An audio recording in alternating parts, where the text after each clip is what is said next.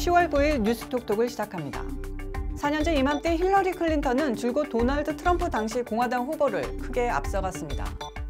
그런데 클린턴은 어디서 무슨 유세를 하고 어떤 말을 했는지, 심지어 그가 무슨 공약을 내세웠는지 거의 알려지지 않았습니다. 뉴스는 온통 트럼프가 오늘 무슨 해괴망측한 발언을 했는지 쫓아가기가 바빴습니다. 관련 뉴스 보도량은 10대 1이었습니다. 4년 전 데자뷰가 지금도 펼쳐지고 있는데요. 기자와 평론가는 계속 트럼프만 쫓고 있으며 바이든은 어쩌다가 마스크 쓴 모습만을 가끔 보여줄 뿐이죠. 민주당 지지자라고 하더라도 바이든이 무슨 말을 하는지, 어디서 유세를 하는지, 무슨 공약을 발표하는지 잘 알지 못하고 심지어 알려고 하지도 않습니다. 물론 뉴스의 트럼프 편중 현상이 두드러진 탓도 있지만 민주당 자유주의 진영에서 관심을 가질 만한 화끈한 이슈를 제기하지 못하기 때문입니다. 과거 버락 오바마 대통령과 클린턴이 전국민 의료보험, 주립대학 무상학비, 무상보육, 유급휴가 의무화, 살상용 무기 전면 금지, 임신 말기 낙태 허용 등과 같은 문제를 거침없이 제기했지만 바이든은 트럼프를 방어하는 것도 버거워 보이는 눈치입니다.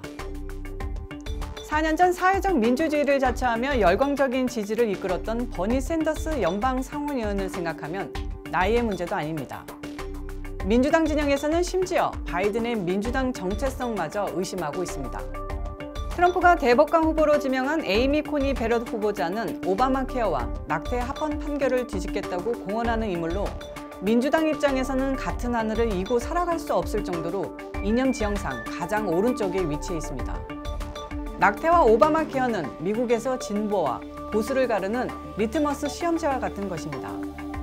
그러나 바이든은 기본적으로 베럿 후보자를 반대하지 않으며 그는 매우 훌륭한 사람이라고 칭찬했습니다. 골수 민주당 지지자 입장에서는 도저히 용납하기 힘든 발언입니다. 바이든은 심지어 그렇게 생각하고 얘기하는 것은 그의 권리라고 말했습니다. 대법관 지명 기준은 사법적 철학이나 미국적 이념 성향을 따라 결정되는 게 아니라 판사 직분에 걸맞는 자격 요건을 갖추고 개인적 성품이 얼마나 뛰어나느냐에 따라 달렸다는 것입니다. 바이든은 베럿 후보자가 문제가 있어서가 아니라 다음 대통령이 대법관 지명권을 가져야 한다는 당위론에 집착하고 있는데 민주당 지지자들 입장에서는 답답하기 이를 데 없는 것입니다. 당위론은 도덕이 문제일 뿐 이해타산에 밝은 트럼프가 밀어붙인다면 양보할 수밖에 없다는 의미를 띠는 것입니다.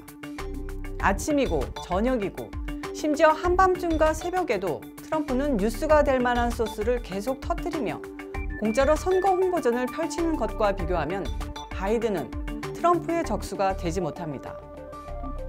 바이든은 트럼프가 뭐라고 하든 말든 정답만 말합니다. 치열한 선거 쟁점은 도외시하고 초당적인 화합을 늘상 강조하는데 민주당 지지자들은 트럼프에 맞설 강력한 당파적 전사를 원하기 때문에 기대치에 늘 미달하는 것입니다. 그는 최근 링컨 대통령의 역사적 현장인 펜실베니아 게티스버그에서 실시한 유세에서 우리는 공화당을 정치적 상대가 아니라 적으로 취급하고 있는데 이러한 대결 구도는 끝내야 한다고 말했습니다. 100번 옳은 얘기지만 트럼프가 죽기보다 싫은 민주당 지지자에게는 아무런 감흥을 주지 못합니다.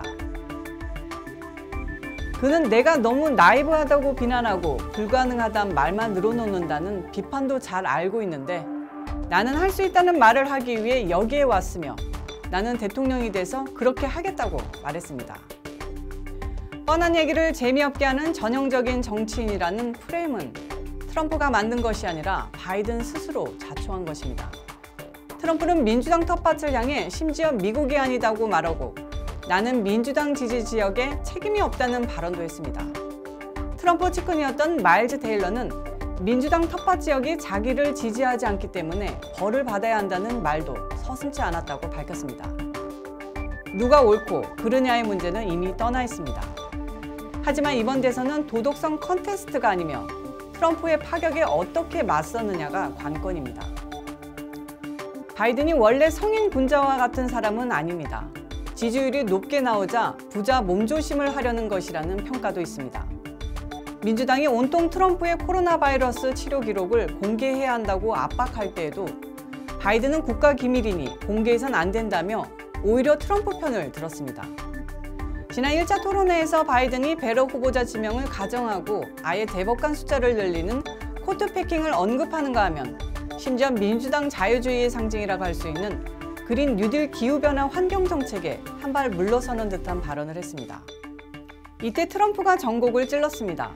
당신은 지금 당신 진영인 왼쪽을 잃었어. 과연 이번 대선 승자는 누구일까요?